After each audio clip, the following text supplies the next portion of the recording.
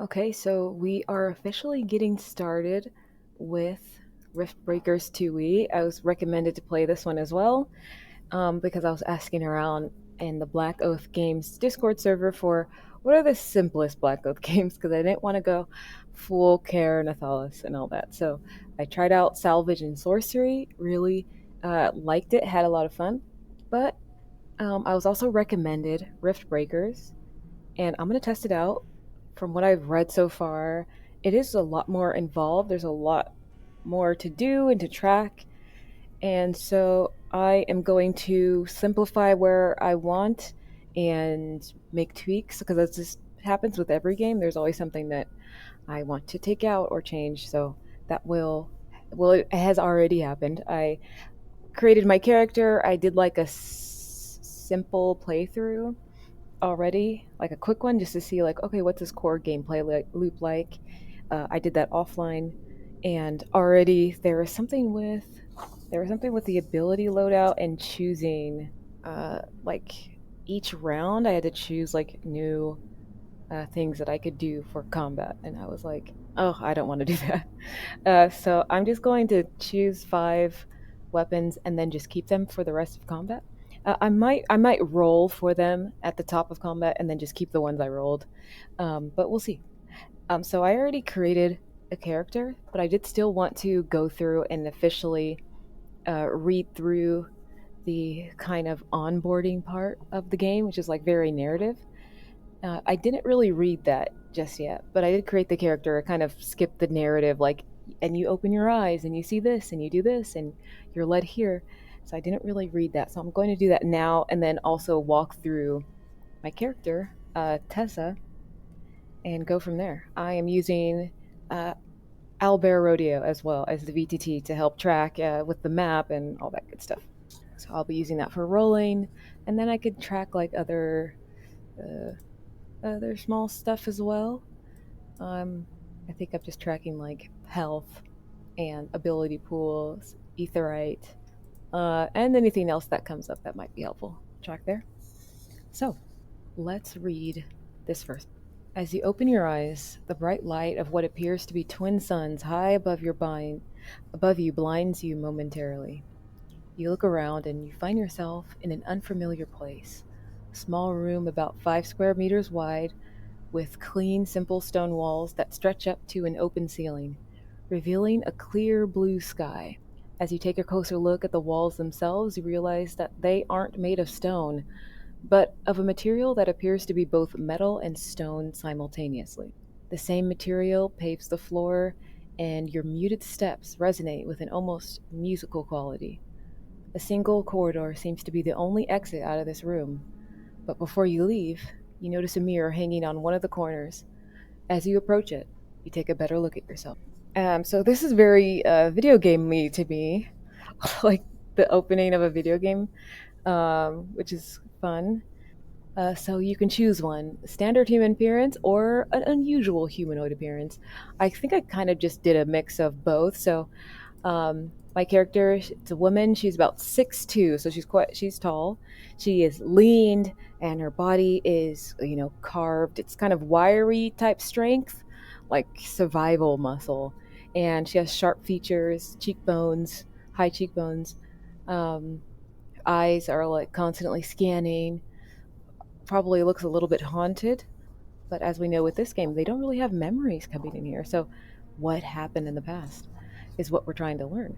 Her hair is like jagged and uneven, like she hacked it short with like zero vanity at all. Like she doesn't care. I think it was hacked in different places. It's very practical, almost feral the way that it's been hacked in different places. And then she has scars as well. A lot of scars. That some are deep, some are light, but just shows that she's been through some stuff in the past. Probably fights, falls, bindings, experiments. We don't know right now, but lots of scars that are on her neck, a few on her face, and a lot on her arms and her hands, and all throughout her body. But she has this kind of like quiet, coiled energy. Um, yeah, so that's what she looks like. So pretty standard human appearance, but lots of scarring as well. The next page. Oh, and she has green eyes, dark hair. Is this how you always look like? Is this really you? And furthermore, where exactly are you and why are you here? You stop to think for a moment and quickly realize that not only do you have no idea of how you got here, you have no recollection of who you are. No, nor can you remember any details about yourself beyond your name. There is nothing about your past you can remember. Interesting, quite scary if you don't know anything. So she remembers her name. So her name is Tessa Ward. And then so I wrote down the ability pool, of course, the ether. I rolled for her health, and it ended up being 23. No luck, and I wrote down her name. You take a quick look at yourself and suddenly realize that you're completely naked. While feeling embarrassed and desperately taking a look around hoping to find some clothes, the ground trembles behind you. As you turn, you see a pillar surging from the earth with a pedestal on top of it. On the pedestal, you find a few items. Okay, so there is a plain tunic. That is what she is still wearing right now. And she has a weapon. And the weapon that I chose was a long sword. And then I added in the 2 potion of minor healing as well. After you retrieve the items, the pedestal sinks back into the soil, leaving no trace of its existence. You quickly equip them, unsure as what to do next. Seeing as the only option is to leave the room, you walk down the only corridor.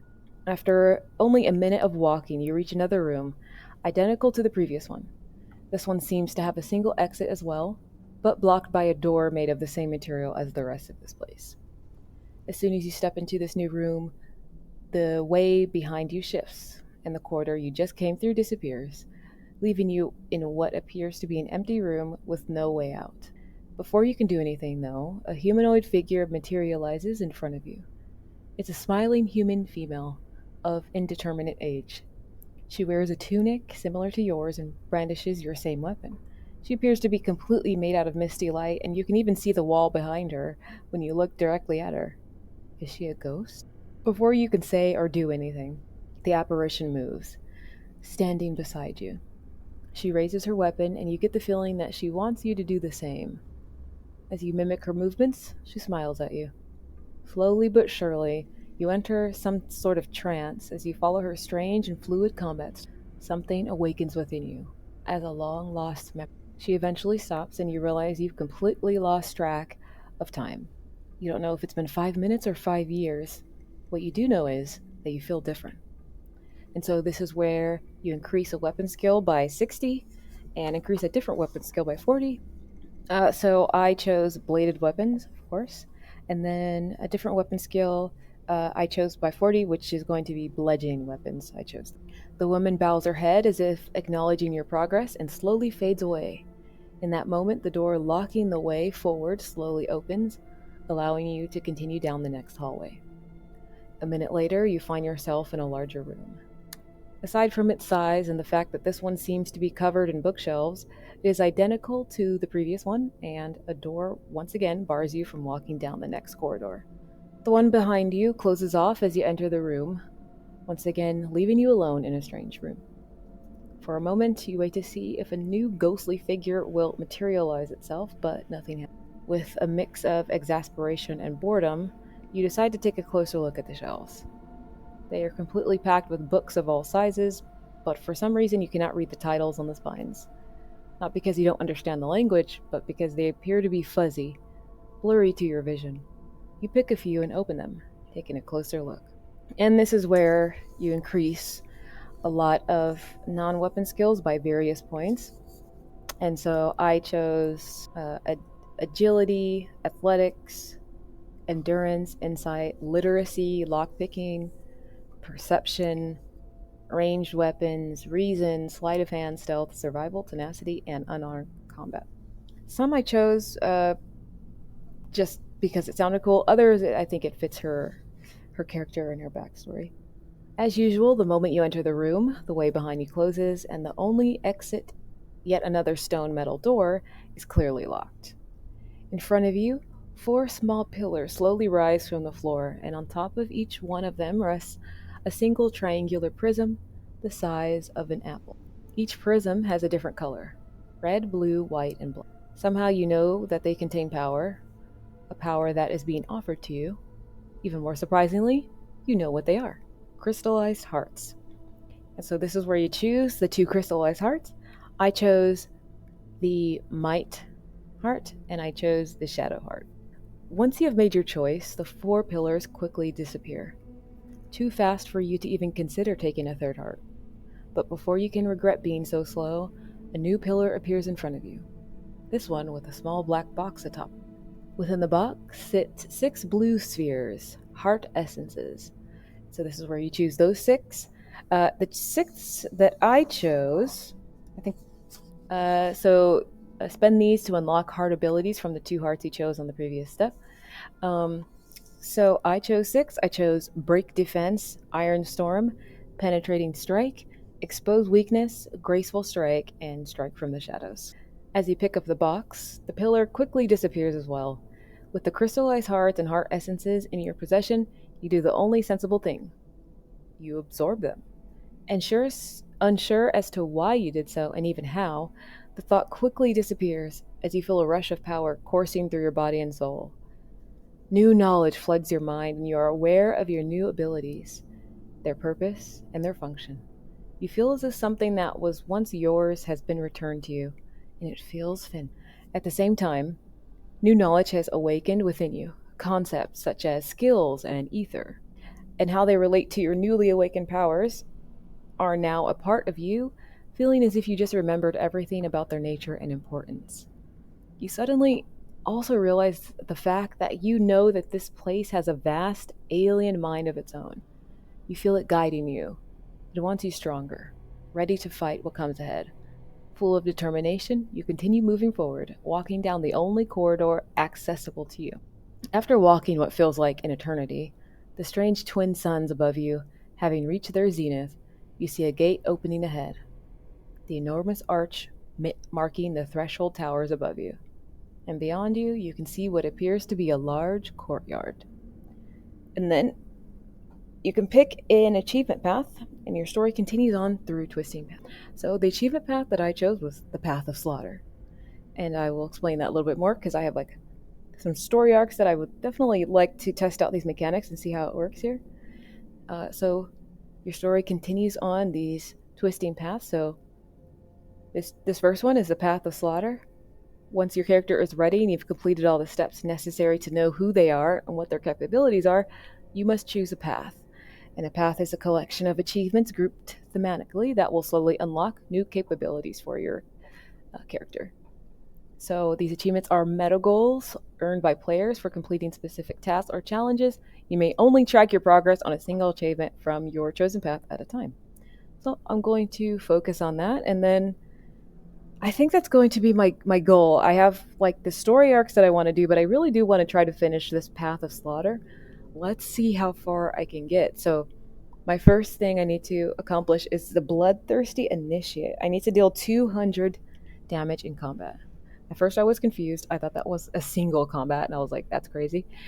So I looked it up. I think it's just an accumulative amount in all combat that I do. Then I can gain plus 1 force damage. So I'm just going to focus on that for now.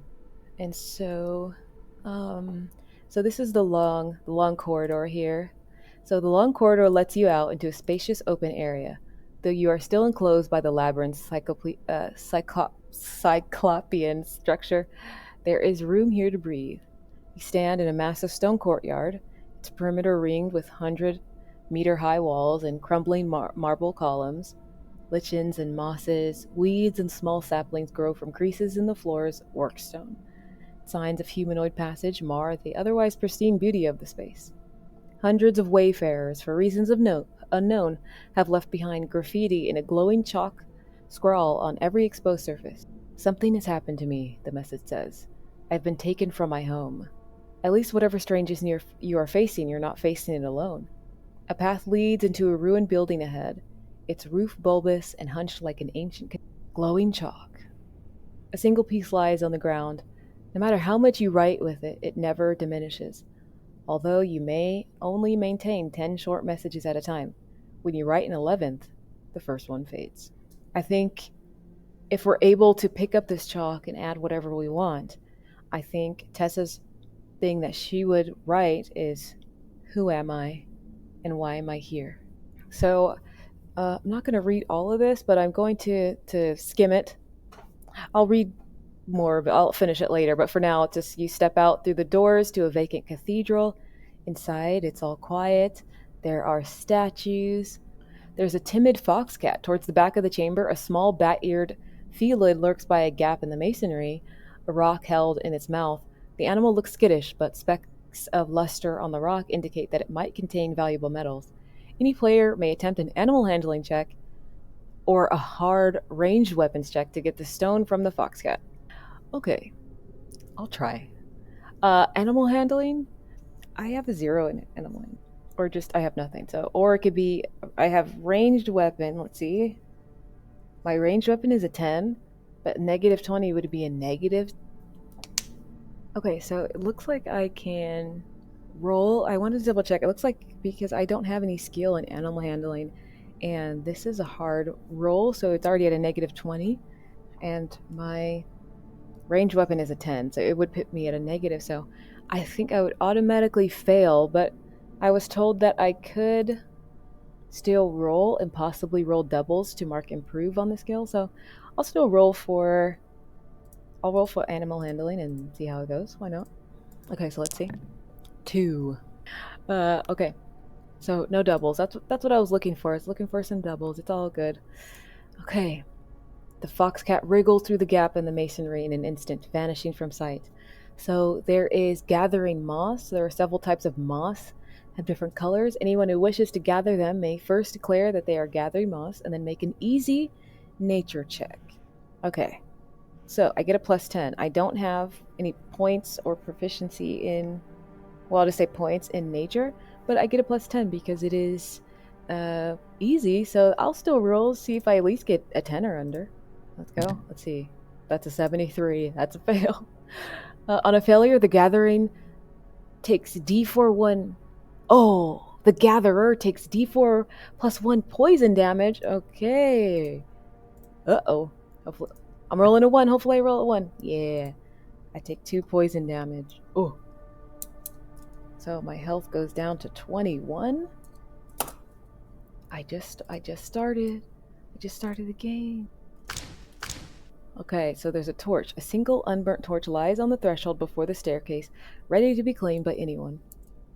Okay, I'll take it. I'll take the torch. Why not? And then exits to the courtyard of beginnings. Gathering crypts. So, claustrophobic stone halls run a seemingly impossible distance, twisting and turning through the dark. Stone coffins lie on either side of the path, each inscribed with a name. Most of the coffins are open. You see neither bodies nor bones. Uh-oh. After a long while at the end of the hall, stairs lead up to the sound of rushing water. Without a light or other means to see in the dark, characters here are blinded. I'm not blinded. I grabbed a torch. Though marked with easy to discern raised pressure plates, there are several scythe and rockfall traps along the passageway. Twisting through twisting paths. Courtyard of Beginnings. Oh, that's where I'm at. Courtyard of Beginnings, gathering crypts. So I'm here. I'm in this section here. And then there's gathering crypts this way. Up to the cathedral. Okay, so each character passing through this area must make an easy perception check to avoid them.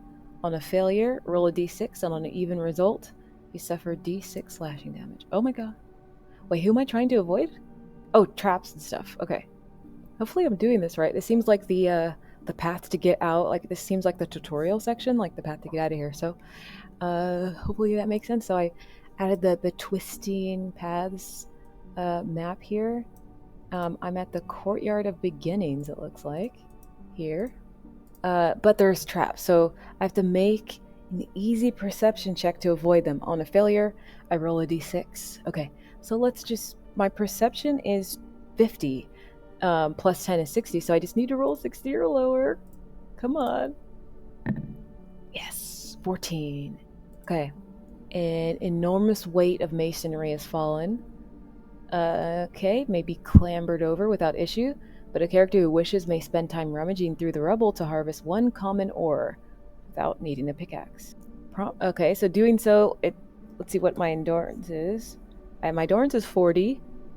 Doing so, you get 1 common ore without needing a pickaxe. But if I do want to do this... Okay, so I'll make the endurance check. My endurance is 40. To roll again. That's a 2. Yeah. So now I have... I don't even know if I need this stuff, but I'm going to take it because it was offered. So I got a common ore now, and I also have a torch. So just adding all of that in. So a rare few of the stone coffins are closed. They're... okay. These ones are also banded shut with magical force. Levering one open requires an impossible athletics check. So my athletics is 50. So I would need a 20 because impossible subtracts 30. I need a 20 or lower. On a failure, a Graven Wards retaliate. It's Graven Wards retaliate and deal D8 arcane damage. But if I'm successful, I gain a melee or a ranged weapon of my choice. Ooh, listen, it is kind of worth it. So I need to get a 20 or lower. Come on, I've been rolling really low. Let's go. Oh, 64, no. Oh, okay. It's fine. Okay, D8 arcane damage. It's fine. It's totally fine. Oh, I rolled a 6. Jeez. 6 more? I am now at 15. I feel the arcane damage course through my body as I try to rip this thing open. Okay. Exits to Cathedral of Moss, Tranquil Falls. So where is the cathedral? Okay, here's the up to Cathedral Moss. So I'm guessing I'm heading through this way. And so here is the Tranquil Falls. You have emerged behind the curtain of a fierce waterfall. Its water thunders down in a cold, white veil. A slick stone path skirts the spray, leading to a meadow on the other side. Okay, up ahead, scattering of thatched stone houses. Okay, there's the... In the near distance, protrusions of dirt stick up out of the meadow grass like stalagmites. Okay, so the stone path is slippery, requiring an easy agility check to avoid tipping off the side into the falling water. The fall is short, but the roar of the water from above forces you under, applying the drowning condition until you can pass. Okay, so let's make sure that we don't fall in. So we're going to make an easy agility. My agility is 50, but it's easy, so it adds a plus 10. So I need to get a 60 or lower. No! I rolled a 97. Okay, so I do fall. Even though the fall is short, the roar of the water forces me under, applying the drowning condition until I can pass an athletics check. So I just need to get a 60 to wade into the shallow waters. Very well. Oh, wow. That is right on the money. That's what I needed exactly. So I'm able to wade into the shallows. I'm no longer drowning. There is... So I'm guessing I'm still in this like falls area here. So I'm like in this area still. So let's see. There is a leather backpack, it seems. Old but in good repair. It lies amidst grasses in the meadow. Any player may take it as a standard backpack, although doing so requires displacing the family of small fox cats that have taken to living inside of it. Is this the same one that ran away when I tried to pet it? Do I need a backpack? Standard backpack? I already have a backpack. Huh. Listen, I'm taking the backpack. My character Tessa, she was just transported to this place. She has no idea where she is, why she's here, and I don't think she cares about fox cats. So, taking the backpack, and then the backpack increases my carrying capacity by 20 items. So, I'll take it. So that is an item that she has on her currently. Okay, so there's smooth river stones. A perception check detects that some of these rocks gleam with traceries of concealed metals. They can be harvested without a pickaxe for 1 common ore. Okay, so perception. Let's see what my perception is. That is a 50. Okay, so 50 or lower. 44. There you go. I got another common ore. And then this exits to the slumbering cottages, arcane foundry, and the strange mounds. So let's see, the cottages, arcane foundry. So we're now like in this area here. Yeah, okay. And then down here is the pedestal wreckage. But we're going to stay up here. This is where we're at.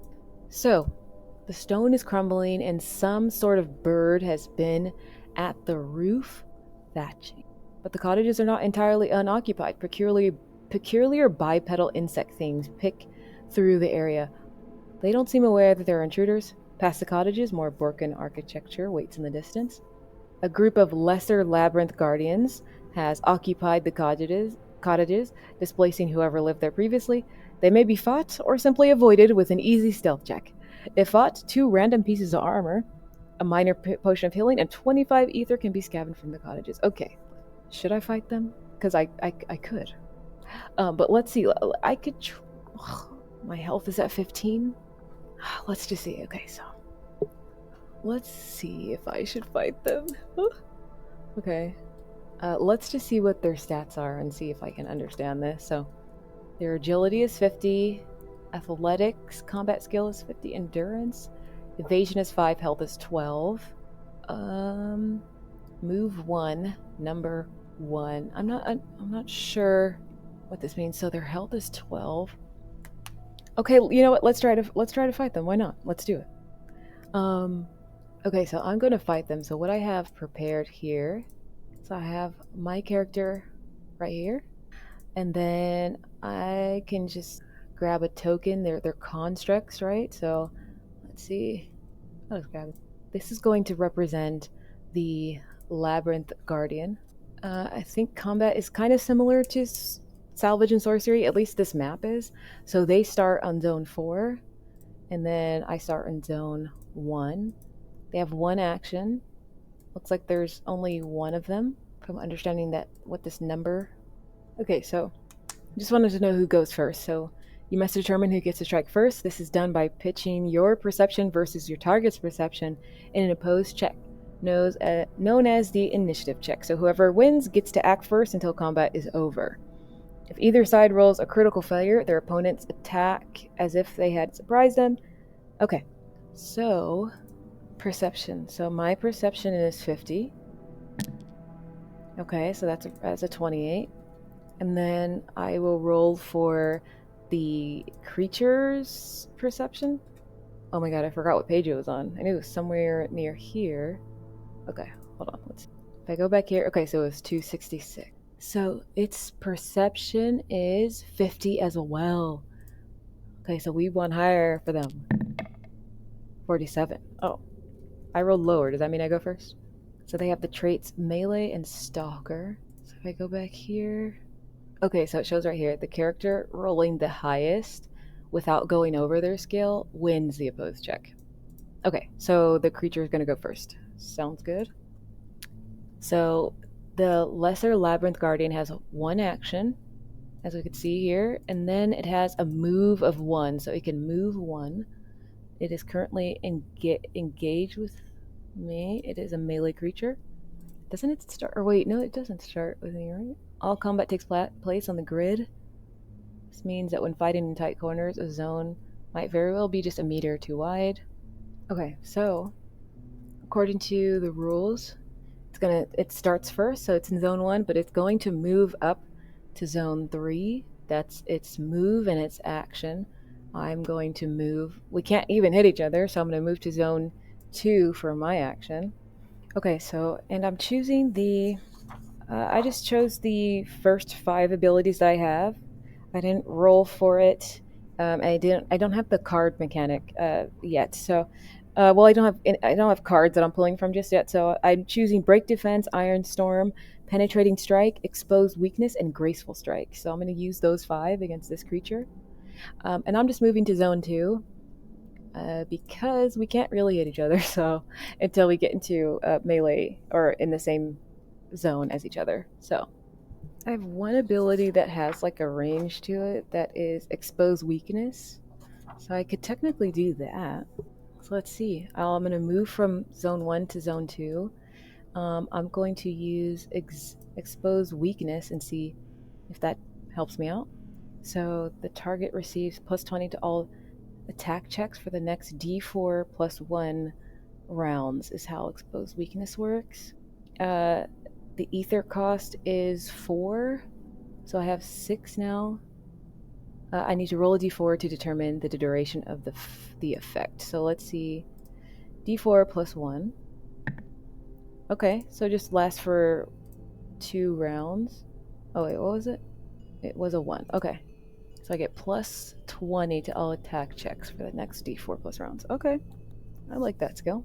So the Guardian is now exposed for 2 rounds. I have plus 20 active to all attack. It ends. The Guardian is now just going to get into zone 2 with me. So now we're in the same. So now they're engaged. So they're going to roll on its action table. Okay. Okay, let's see. So I'm going to roll a d6, see what it does.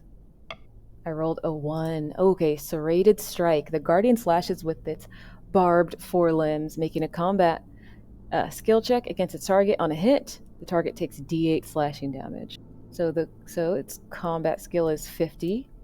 My parry is 10, so it goes down to 40, and then I'll roll a d100 to see if that attack hits. So it needs a 40 or lower. Oh, 34, it hits.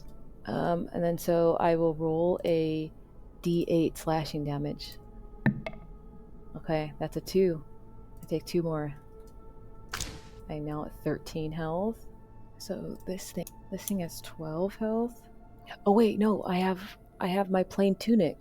It does grant me protection, D3 protection. So I'll roll it. I'll roll a D6 and then have it. Okay, so I get 2. Oh wow. Okay, so never mind. My health doesn't go down. It actually stays at 15. Okay, so it just like kind of bonked me in my heavy tunic. Hey, came in clutch. Okay, so this parry is 5. So I believe parry means -5, but it has evasion, it has protection of 1, it has tenacity. I don't know what those mean just yet. Okay, so it's back to the start of my turn. My ether replenishes back to 10.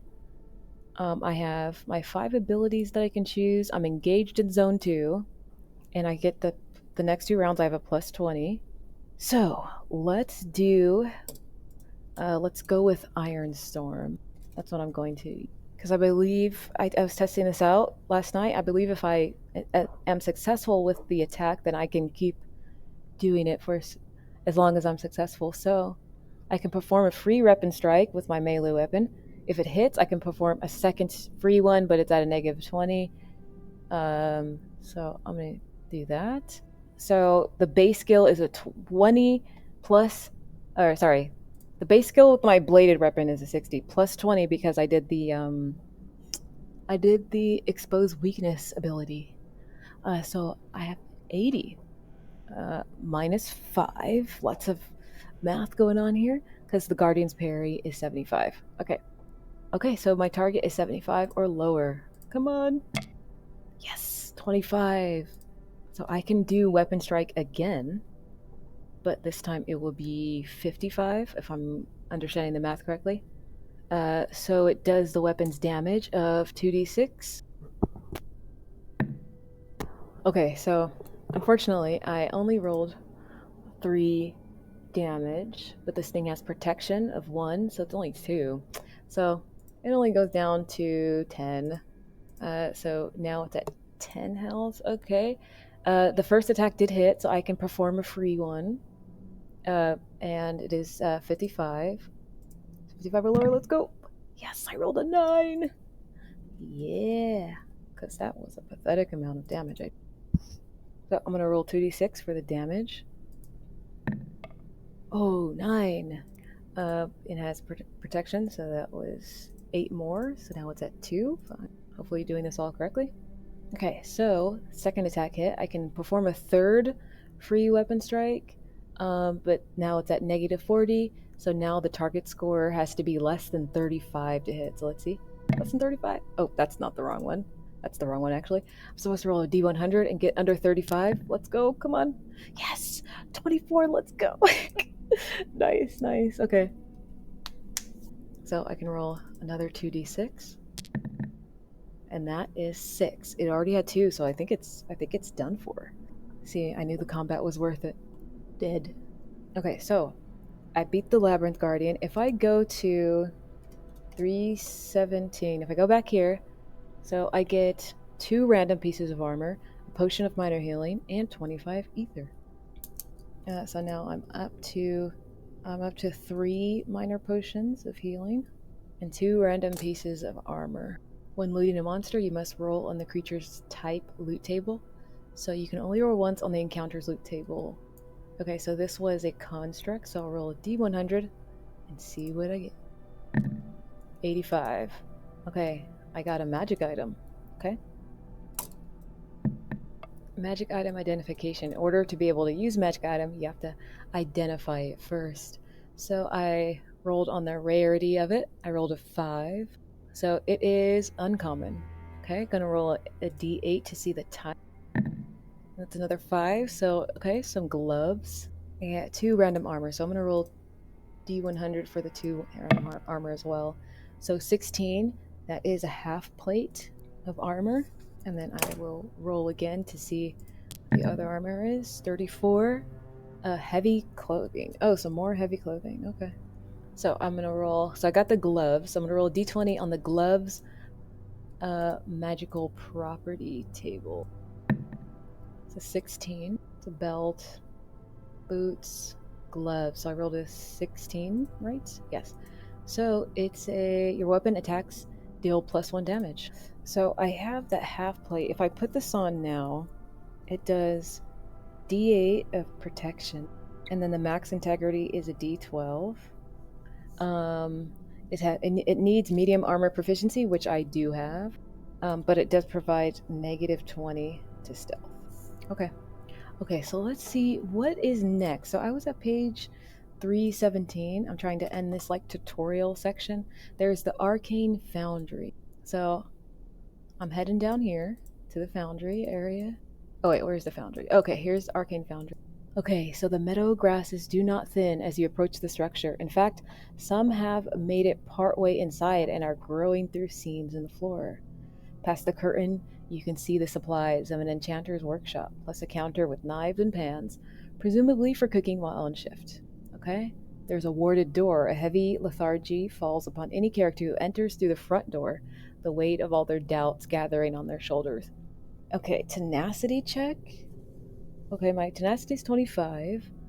Alternatively, characters can make a demanding athletics check, so it would be at 40. I would have a better chance at athletics, or I'll take bludgeoning damage. Okay, let's do this.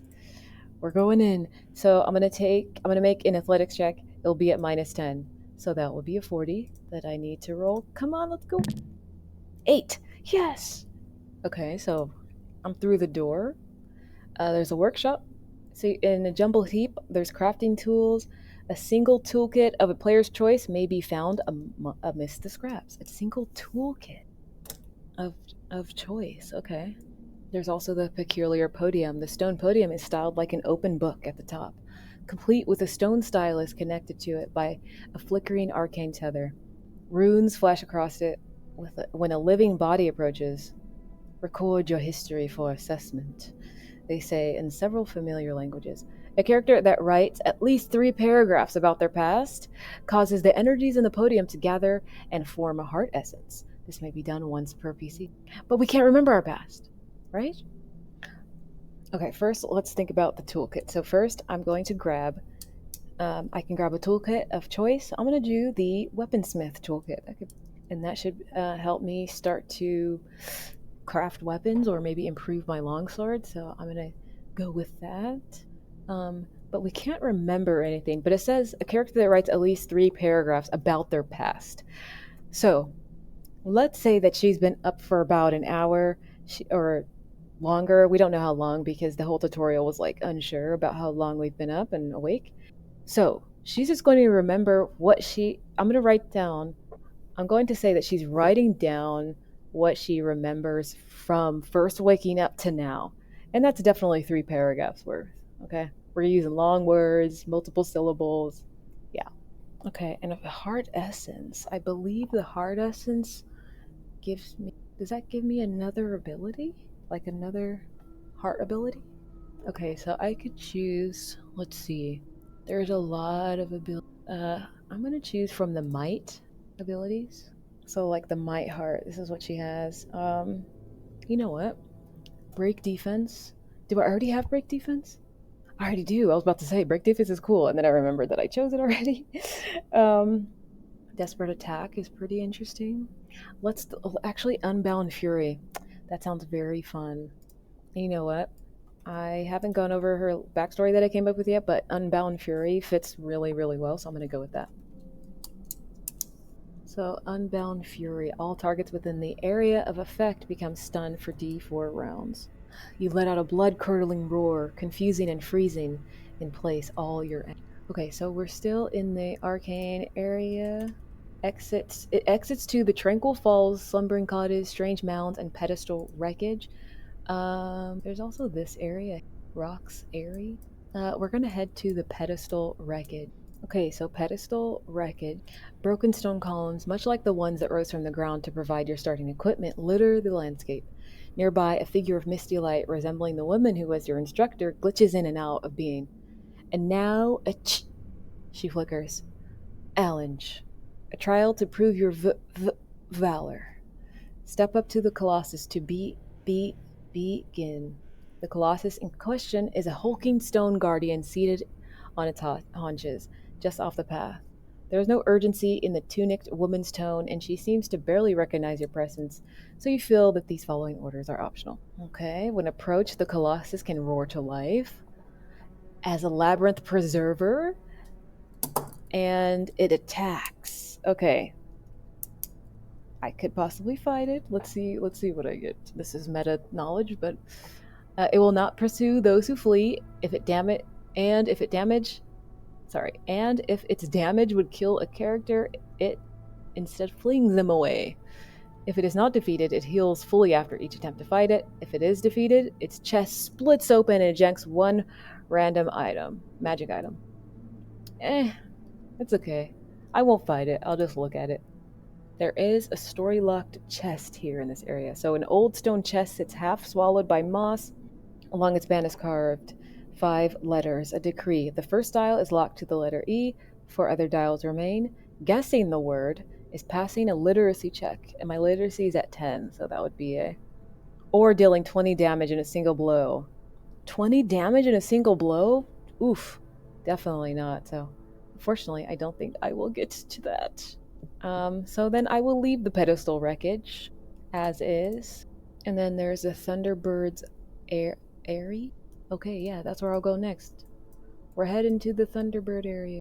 So, the hilltop is dominated by an enormous bird's nest. A crumbling set of stone stairs leads up to it, next to which sits a stone monument carved with the words, "Transportation has been provided."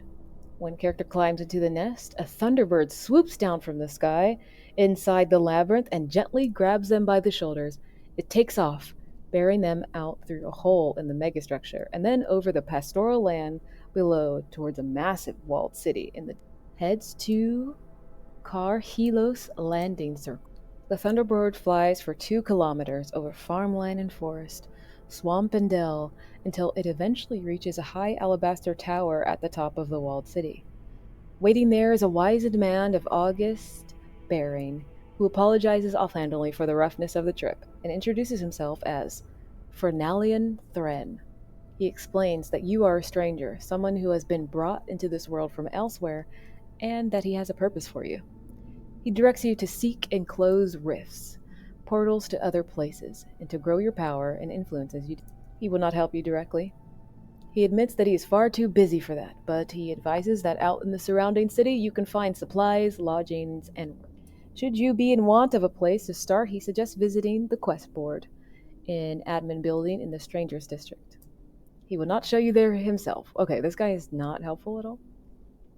He's like, hey, you're a stranger, I need you to go close rifts, but no, I can't help you, and no, I won't show you around. He's certain you can find the way. What? I just got here, I have no idea who I am, and you think I'm gonna find... Okay, this guy sucks. Is my new story arc is to take him down, actually. So, Fernelion does have a welcoming gift. Does he? Okay. An astral anchor He has a welcome gift. Okay, so this little metallic sphere fits in your pocket, but is surprisingly heavy. It's considered a normal item when it comes. So once each 24 hours, you can spend 10 minutes concentrating on it, which means I can't use it during combat, to immediately teleport back to Karhelos. Okay, well, thanks, dude. I'll take it. That's actually going to come in clutch instead of like traveling across the lands for days trying to get back to the city. Where to next? You are in the city of Karhelos, the fortified center of rift-sieged Kaethor. What you choose to do next will scribe the first pages of your legend. Once you have played through Twisting Paths with one character, you may opt to skip it with others. Okay, so that is the end of the prologue. Uh, Everything else that I've written for my character as well. So the narrative of my character, because I was thinking, like, why does she care about helping Kaethor and Karhelos and this jerk guy who's not going to help her out? Freaking Fernelion Thren?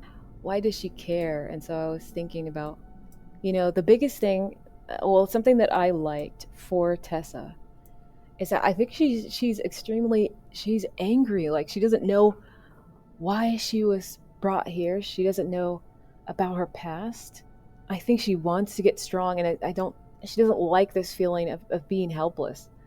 Losing all your memories, just coming to a completely strange place, and then this guy tells you, I need you to do all this stuff with rifts, and then you ask him hey, can you point me towards the quest board? And he's like, hey, go figure it out. He's like my secondary story arc. I'm taking him down. So I think she refuses to be weak in this world. Okay, this world wants her dead. She's scared. I think that's the thing that's inside. So she wakes in Kaethor, stripped of her past. Her name is the only thing that she remembers. Everything else is a blur, and she can look at her arms and see the scars.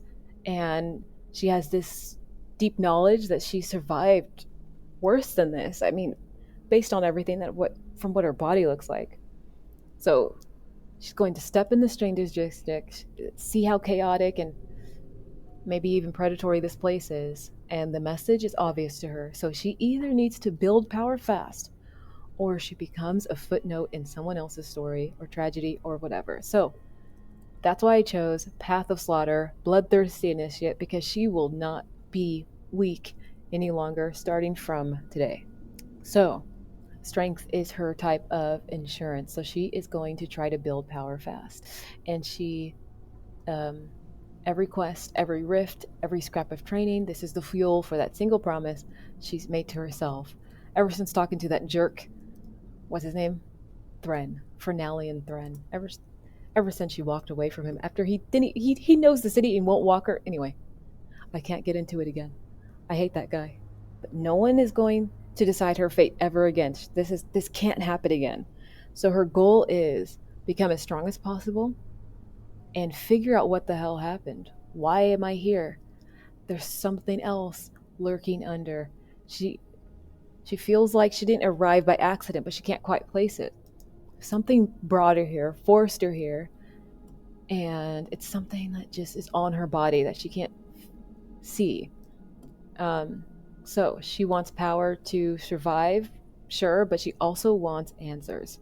And so knowing who or what dragged her here into Kaethor isn't just curiosity. It's like this threat assessment that she's going through. So she's going to be preparing for what comes next, and she intends to be ready when she steps out of Karhelos for the first time. And also, secondary story arc, kill Fernelion Thren. Where's that guy? Fernelion Thren. There he is. You're going down, pal. And that is where we're going to end this session. It was character overview and then going through that prologue tutorial type scene in, what is this place called?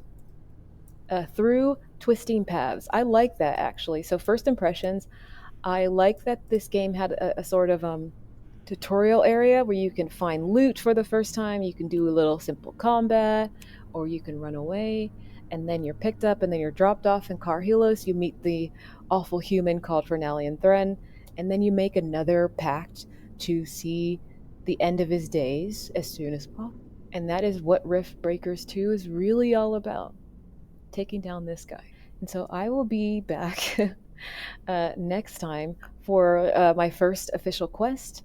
And maybe I might not address my narrative arc. I kind of have a system where I'm going to be doing a quest one session, and then once I finish it, the next thing that I'll do is focusing on my narrative arc or the story arc of trying to find out why she's here, what's the purpose of you, and regaining memories and things like that. So we're going to end it there, and excited to see where the story goes next.